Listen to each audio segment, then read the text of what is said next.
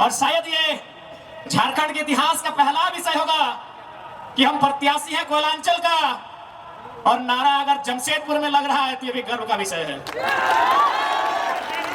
खैर, जी हाँ, लोकसभा प्रत्याशी हमने गिरिडीह के लिए सोचा है। आप जमशेदपुर की धरती में नारा लगा रहे हैं तो कोशिश कीजिए नारा कम लगाने, तो जमशेदपुर में ही मन बना सकते हैं। खैर, अभी जमशेदपुर के लिए इरादा नहीं है, क्योंकि मेरा सोच है कि हम पहला वोट खुद को दें, और मेरा वोटर आईडी गिरिडीह में है। इसलिए बाकी भविष्य में जहां से लोग डिमांड करेंगे और जहां से हम लड़ सकते हैं वहां मैदान जंग में शामिल होंगे, क्योंकि हम एक क्षेत्र का लीडर बनने नहीं आए हैं। आज ये कोल्हान की धरती, आज इस धरती के चारों ओर बड़ी बड़ी इमारतें, न जाने कई हजार फैक्ट्रियां, कंपनियां, एक बड़ा उद्योग का क्षेत्र। लेकिन आज जब स्थानीय लोगों को वहां निम्न पाते हैं तो बड़ा सवाल आता है कि आखिर किसके लिए यह झारखंड राज्य अलग किया गया। 88 सालों का संघर्ष, 88,000 का बलिदान, धरती आबा बिरसा मुंडा की जन्मतिथि 2015 नवंबर को यह राज्य अलग हुआ। बिहार राज्य से कटकर 46% भूभाग लेकर 79,714 वर्ग किलोमीटर, और उस समय 18 जिले लेकर यह राज्य अलग हुआ। लेकिन आज आप देख सकते हैं, आपकी नजर जहां तक जाएगी, आप जहां तक अपनी नजर को दौड़ा सकते हैं, आज आपको एक ही चीज तस्वीर सामने आएगी कि आज भी झारखंड के लोगों को छलने का, ठगने का काम किया जा रहा है। उसके खिलाफ हम गुलाम लेकर आए हैं। इन साफ शब्दों में कहेंगे कि मर्यादा पुरुषोत्तम को श्री राम कहते हैं, मर्यादा पुरुषोत्तम को श्री राम कहते हैं, बांसुरी वाले को घनश्याम कहते हैं, मिसाइल मैन को अब्दुल कलाम कहते हैं, और जो टाटा पीसीएसएल से आंख मिलाए उसे टाइगर जयराम कहते हैं। बिल्कुल सवाल होगा, जबकि मुझे बहुत सारे लोगों ने कहा कि आप फ्यूचर के लीडर हैं झारखंड का, आप झारखंड का भविष्य हैं, आप अच्छा बात बोलते हैं, आप अच्छे हैं भी, लेकिन कोशिश कीजिएगा कि कोल कंपनियों के खिलाफ मत बोलिएगा, टाटा, वेदांता, बिरला के खिलाफ मत बोलिएगा, ये बड़ी हस्ती है। तो हम भी कह दें कि अगर आप बड़ी हस्ती हैं तो याद रखिएगा उस बस्ती को हमारी हस्ती के कारण आप टिके हैं। जी हाँ, ये बातें हमारे सामने आई कि आप, और बिल्कुल इतिहास गवाह है, चूंकि इसे टाटा नगरी के नाम से जाना जाता है, तो मैं आपको इतिहास के पन्ने से परिचय करवाऊंगा। 1977 का वो साल था, लेकिन वो कोल्हान नहीं, वो कोयलांचल था। वो टाटा सिजवा नामक क्षेत्र था, और वहां के जीएम ने एक कोयलांचल के हीरे को ऑफर किया था कि हम तुम्हें कार देंगे। उस कोयलांचल के हीरे ने कहा था हमें कार नहीं, बदले में रैयतों के लिए रोजगार चाहिए। इस बात में उनके बीच तू में हुआ था, वाद विवाद बढ़ा था। और आज इतिहासकार कहते हैं, आज जो लोग गांवों में वो कहते हैं कि शहीद शक्तिनाथ महतो ने उस समय तत्कालीन टाटा के जीएम के गालों में खींचकर 2 तमाचा लगाया था। मैं उस वंश का औलाद हूं, मैं उस कौम का औलाद हूं। हाँ, ये मानता हूं कि बदले में फिर बाद में शहीद शक्तिनाथ महतो की हत्या उसी टाटा के जीएम के नेतृत्व में हुआ था। आज उसी का पाई पाई हिसाब लेने आया हूं। अरे कब तक डरेंगे भाई? अरे क्यों डरेंगे? मौत से क्यों डरेंगे? मौत तो हमारे नसीब में है। 77 में शक्तिनाथ महतो, 10 साल बाद 87 शहीद निर्मल महतो, 12 साल बाद 99 रतिलाल महतो, फिर 8 साल बाद 2007 शहीद सुनील महतो। तो सुन लीजिए कंपनी के दलालों, 77, 87, 7, अंत में 7 आता है। अब सामने है 2027, आप तैयारी कर लीजिए जयराम महतो के लिए।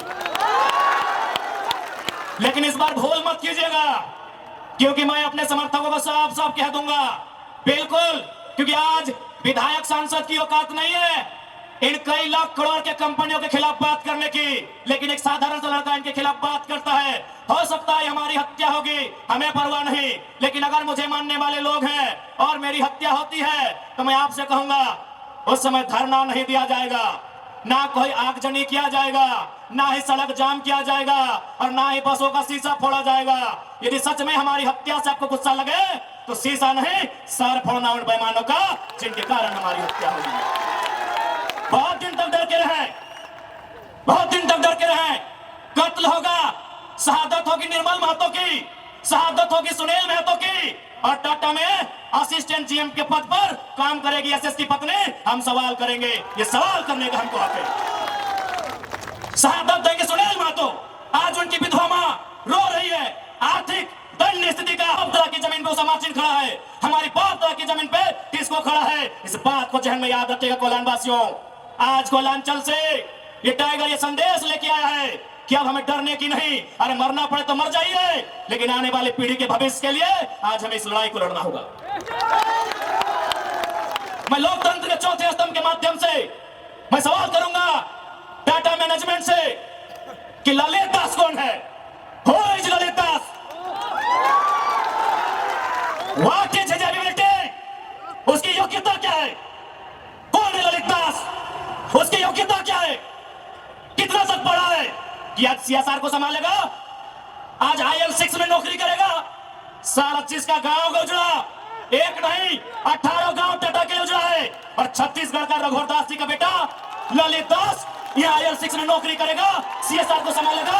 हम सवाल करेंगे, पूछेंगे मैनेजमेंट से, छापिए इसको हेडलाइन में कि जयराम मातो टाटा प्रबंधन से सवाल करता है, जमशेदपुर की टाटा प्रबंधन से कि ललित दास कौन है, क्या है उसकी योग्यता? बाहरी बात मजाक बना के रखती है, कत्ल होगा हमारा, लहू बहेगा हमारा, हमारी लहू से स्वर्णरेखा की नदी लाल होगी, हमारी लहू से दामोदर की नदी लाल होगी, और ललित दास माला माल होगा। हम सवाल भी करेंगे और बवाल भी करेंगे, इस बात को लिख लीजिए। आइए सामने टाटा के प्रबंधन और हमें उत्तर दीजिए कि ललित दास कौन है, क्या है उसकी योग्यता? पूर्व मुख्यमंत्री का बेटा होना योग्यता है या वर्तमान राज्यपाल का बेटा होना योग्यता है? क्या यह योग्यता कहा जाएगा? भारत एक संवैधानिक राष्ट्र है, क्या बाप के तोड़ने के बदले बेटे तोड़ोगे बढ़ेगा? बाप के तोड़ने से बेटे तोड़ोगे बढ़ेगा? बाप एग्जाम पास करेगा बेटा टीचर बढ़ेगा?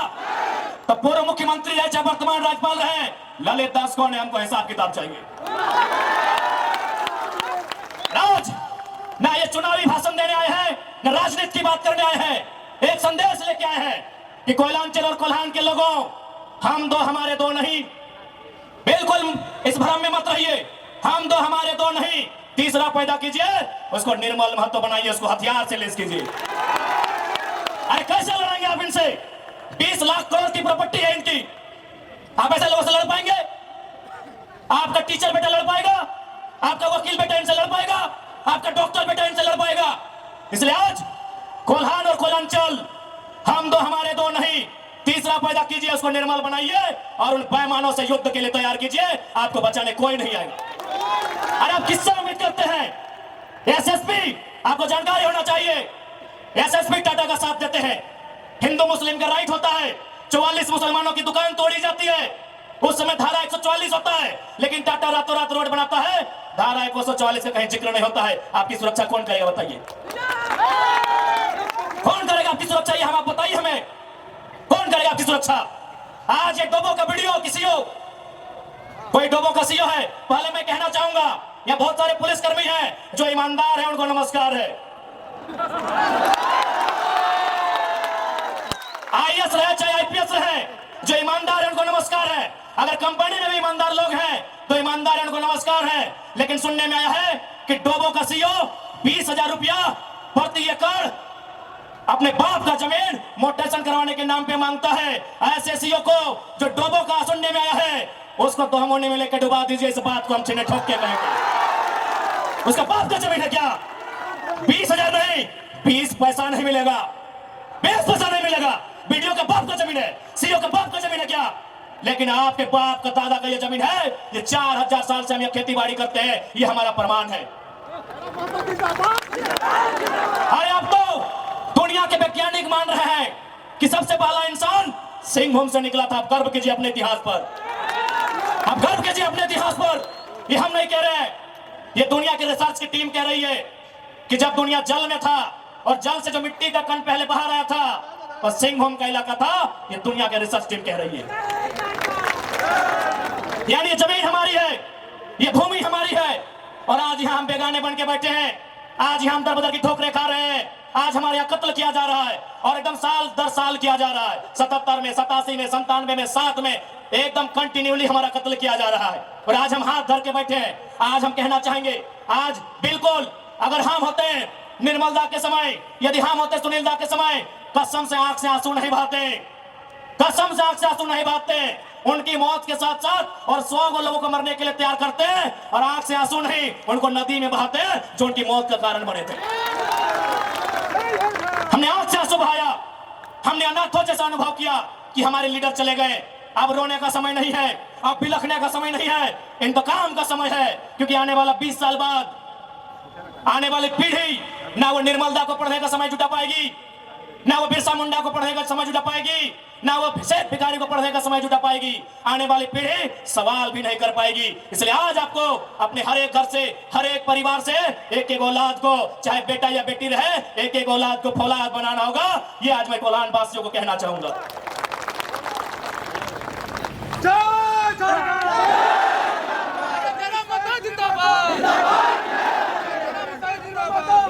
आज मैं एक सवाल करूंगा इस भीड़ से, मैं सवाल करूंगा टाटा नगरी में बसे बड़ी बड़ी इमारतों में बैठे लोगों से कि जब 1907 में टाटा की स्थापना हुई थी, मालिक कौन था? टाटा का कोई होगा? आज 115 साल बीत चुके हैं, आज टाटा का मालिक कौन है? आज भी टाटा का मालिक टाटा का वंशी है। 100 साल पहले टाटा ने पूंजी का इन्वेस्ट किया था, आज 100 साल बाद भी टाटा का मालिक टाटा का वंशज है।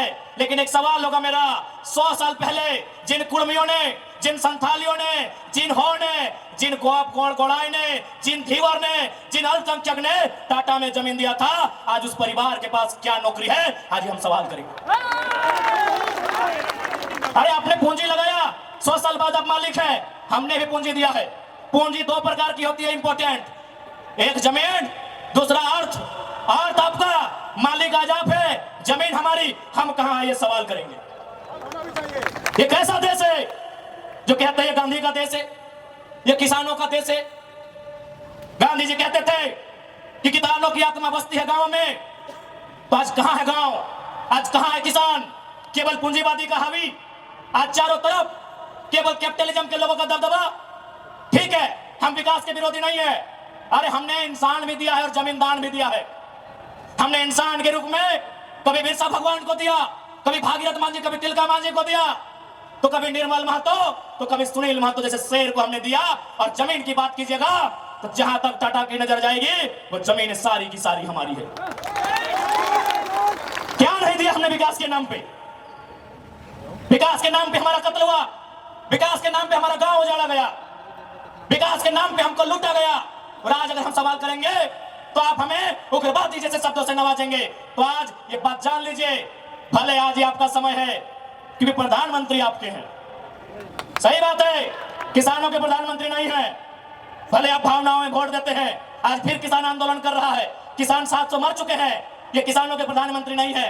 अगर ये किसानों के प्रधानमंत्री होते तो एक रूल बनाते हैं। 1984 तक टाटा ने जो 15,000 एकड़ जमीन का अधिग्रहण किया है, उसमें मात्र 3,000 एकड़ में प्रोडक्शन का काम हुआ है, मात्र 3,000 एकड़ में कंपनी का एस्टेब्लिशमेंट किया गया है। यदि ये देश और ये वर्तमान के प्रधानमंत्री अगर किसानों के होते तो एक फरमान जारी करते कि बाकी जो आपके पास 12,000 एकड़ बचा है उसे पोल्ट्री फार्म खोलना है क्या? उसे पोल्ट्री फार्म खोलना है? जी नहीं, रियल एस्टेट को बेचना है। हमारी जमीनें टाटा डिसाइड करेंगे रियल एस्टेट को बेचना है। इसलिए अगर सच में ये किसानों के प्रधानमंत्री होते तो एक नियम बनाते, और ये नियम है भी, बकायदा न्यायालय में चर्चा हो चुका है कि यदि किसी कंपनी ने जमीन लिया है और उस जमीन पे काम नहीं हुआ है तो रैयत को वापस लौटाना चाहिए। टाटा ने 15,000 एकड़ जमीन लिया है, मानते हैं 3,000 एकड़ पर इन्होंने काम किया है, चलिए 3,000 एकड़ एक्स्ट्रा, अभी भी 10,000 एकड़ जमीन है जो इनके कब्जे में है, वो यहाँ के रैयतों को वापस मिलना चाहिए। तब मानेंगे ये गांधी का देश है, तब मानेंगे किसानों का देश है। आप बोलेंगे हम मान लेंगे, दीजिए 10,000 एकड़ जमीन वापस, तब मानेंगे किसानों का देश है, तब मानेंगे महात्मा गांधी का देश है। आज और तमाम जितने भी IAS, IPS मिनिस्टर, आज अगर मैं साफ कहूंगा कि संविधान की जितनी हत्या उग्रवादी आतंकवादी करते हैं उससे कहीं ज्यादा वो IAS, IPS और मिनिस्टर संविधान की हत्या करता है जो पूंजीपतियों का साथ देता है। क्यों पता है? पढ़े लिखे लोग, पुलिसकर्मी भाई आप भी सुनिएगा कि आपके SP संविधान की हत्या कैसे करते हैं। हाँ, पुलिस वाली दीदी आप भी सुनिएगा कि आपके DC संविधान की हत्या कब करते हैं। भारत के संविधान को खोलिए, भारत के संविधान में प्रियम्बल आता है, प्रियम्बल में क्या लिखा है पता है? हम भारत के लोग सामाजिक, राजनीतिक आर्थिक न्याय की बात लिखा है। हम भारत के लोग धर्मनिरपेक्ष समाजवाद का नाम लिखा है, समाजवाद, पूंजीवाद नहीं लिखा है, कहीं नहीं लिखा है। भारत के संविधान में समाजवाद लिखा है। हम भारत के लोग धर्मनिरपेक्ष समाजवाद भारत की निर्माण करेंगे। आज ये जो भी IAS IPS अगर पूंजीवाद का पक्ष लेते हैं, नक्सली से भी बड़ा नक्सली वो IAS IPS होते हैं। हम सीना ठोक के कहेंगे। बाकी एसपी साहब, आप चाहे तो हमारी मौत का साजिश कर सकते हैं, क्योंकि आपकी पत्नी को पूर्व में अभी वाला नया आए हैं, पूर्व वाले एसएसपी साहब, आप चाहे तो हमारी हत्या की साजिश रच सकते हैं, रचने का आपको अधिकार है। आपकी पत्नी को टाटा के दलालों ने नौकरी जो दिया है, और ये कोई नई बात नहीं है। झारखंड राज्य में केवल गुंडों ने मौत का साजिश नहीं किया है। बगोदर के एक विधायक थे, नाम अगर आप नहीं जानते तो सुन लीजिए, कॉमरेड महेंद्र सिंह, उनकी हत्या में एसपी का हाथ था। सीना ठोक के कहते हैं आज भी गांव में लोग कहते हैं कि कॉमरेड महेंद्र सिंह की हत्या में उस समय जो भी थे, क्योंकि हम लोग उस समय अंडा मैंने छोटा बच्चा थे, हमें आइडिया नहीं है, जो भी थे, जिस भी जिला के थे, झारखंड में 24 में से एक एसपी का हाथ था महेंद्र सिंह की हत्या में। तो ऐसे लोग जिनकी पत्नियों को, जिनके बच्चों को ये लोग नौकरी देंगे, वो हत्या करने से पीछे कैसे हटेंगे? तो सुन लीजिए महोदय, क्योंकि आपकी योग्यता का हम सम्मान करते हैं, आपकी प्रतिभा का सम्मान करते हैं, आपकी एजुकेशन का सम्मान करते हैं, लेकिन एक बात कहेंगे, हम गरीब लोग हैं, बद्दुआ नहीं देते हैं, लेकिन हमारे दिल से एक हाय निकलती है। उस हाय से याद रखिएगा, ये विधाता आपको कभी माफ नहीं करेगा। अरे भाई, अगर हिम्मत नहीं है तो काहे गर्व से बोलते हैं कि IAS IPS बन के आए हैं? अगर Tata, Vedanta, Birla, BCCL, CCL, Ambani, Adani, Usha Martin, TISCO, Telco, अगर उनकी गलत नीतियों से आपको लड़ने का हिम्मत नहीं है तो काहे खुद को IAS IPS की गिनती करवाते हैं? चपरासी बनिए, चपरासी बनिए। और हम ये भी मानते हैं कि आज आपके पास शक्तियां हैं। अरे बहुत अच्छा, क्या कीजिएगा, ऐसे भी तो हमारा कत्ल होता आया है। हम कत्ल होते होते हम मरते मरते परेशान हो चुके हैं। हमने बहुत कत्ल देखा है। जितना अंग्रेजों ने हमें नहीं सताया है, उससे कई ज्यादा गुना कॉर्पोरेट ने, भ्रष्ट IAS IPS ने, भ्रष्ट मिनिस्टर ने और भ्रष्ट डोबो जैसे CEO ने हमें सताया है। अरे आप क्या कीजिएगा, कीजिए ना। मरने सब आया है, कौन यहां जीने आया है? 610 ट्रिलियन वर्ग किलोमीटर सूरज। हमारे साथ अगर हमारी सभा को सुनेगा तब जनरल नॉलेज भी बढ़ा देंगे। 610 ट्रिलियन वर्ग किलोमीटर सूरज एक दिन मर जाएगा। 510 मिलियन वर्ग किलोमीटर की धरती, ये भी एक दिन मर जाएगी। 165 वर्ग किलोमीटर में फैला हुआ, मिलियन वर्ग किलोमीटर में फैला हुआ प्रशांत महासागर, ये पानी भी एक दिन सूख जाएगा। 5,95,000 वर्ग किलोमीटर, 95 लाख वर्ग किलोमीटर फैला हुआ हिमालय का पहाड़ एक दिन पिघल जाएगा। 38 मिलियन वर्ग किलोमीटर में उगने वाला चंद्रमा मर जाएगा। अरे 5 फीट का इंसान काहे डर रहे हैं? काहे डर रहे हैं? आपकी डर आपकी मौत का कारण है, आपकी डर आपकी भय का कारण है। मैं एक लाइन कहूंगा, एक क्रिकेट का उदाहरण आपको दूंगा। साउथ अफ्रीका में एक खिलाड़ी थे, उनका नाम था ग्रीम स्मिथ। उन्होंने घर की दीवारों पर 3 लाइन लिखा था कि मुझे बड़ा होके साउथ अफ्रीका की टीम से क्रिकेट खेलना है। दूसरा लाइन लिखा था, मुझे साउथ अफ्रीका की क्रिकेट टीम का कप्तान बनना है। और तीसरा लाइन लिखा था, मुझे ऑस्ट्रेलिया को घर में घुसकर टेस्ट मैच हराना है। जबकि क्रिकेटर का ड्रीम होता है वर्ल्ड कप जीतना, लेकिन ग्रीम स्मिथ का ड्रीम वर्ल्ड कप नहीं था, ऑस्ट्रेलिया को टेस्ट में हराना था। क्योंकि उन्होंने घर की दीवार पर लिखा था, रोज उनको पढ़ते थे और उन्होंने वो तीनों ड्रीम पूरा किया था। आप भी जाओ, घर की दीवारों पर लिख दो, सुनील महतो की शहादत को लिखो, निर्मल दा की शहादत को लिखो, हमारे साथ हुए जुल्म को लिखो, जिस एसपी के टाइम में जुल्म हुआ उसका नाम लिखो, जिस जीएम के टाइम में जुल्म हुआ उसका नाम लिखो। और अपनी पीढ़ी से बोलना, आज ना सही, आज वक्त उनका है, जिस दिन वक्त हमारा होगा हम भी उनकी आने वाली पीढ़ी से बदला लेंगे। जाओ अपने घर की दीवारों पर लिखो, जाओ शोषित लोग, वंचित लोग अपने घर की दीवारों पर लिखो, हाँ आज समय इनका है, आज ये बड़ी बड़ी इमारतें इनका समय है। लेकिन याद रखिएगा, सिकंदर भी 33 साल की उम्र में झाल बजाकर लौट गया था। बड़े बड़े 30 मारखास जहां से लौट गए। इसलिए मैं तमाम लोहा नगरी में जितने पदाधिकारी हैं, जितने मिनिस्टर हैं, मैं एक संदेश देना चाहूंगा, पाप का भागी मत बनिए। पाप किसी के बाप का नहीं होता है। कंपनियों की दलाली मत कीजिए, रैयत के साथ इंसाफ कीजिए। ये मैं तमाम प्रशासनिक लोगों से निवेदन करना चाहूंगा।